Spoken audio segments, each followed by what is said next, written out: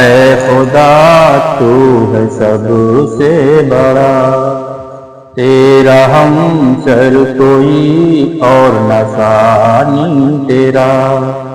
حضرت معاذ رضی اللہ عنہ سے روایت ہے کہ رسول اللہ صلی اللہ علیہ وسلم نے ارشاد فرمایا، معاذ کیا تم نے رات کوئی آہٹ سنی؟ میں نے عرض کیا نہیں۔ آپ صلی اللہ علیہ وسلم نے ارشاد فرمایا، میرے پاس میرے رب کی طرف سے ایک فرشتہ آیا، اس نے مجھے یہ خوشخبری دی، میری امت میں سے جس شخص کی موت اس حال میں آئے کہ اللہ تعالیٰ کے ساتھ کسی کو شریک نہ ٹھہراتا ہو، وہ جنت میں داخل ہوگا۔ میں نے عرض کیا، یا رسول اللہ کیا میں لوگوں کے پاس جا کر یہ خوشخبری نہ سنا دوں؟ آپ صلی اللہ علیہ وسلم نے ارشاد فرمایا، انہیں اپنے حال پر رہنے دو تاکہ اعمال کے راستے میں ایک دوسرے سے آگے بڑھتے رہیں۔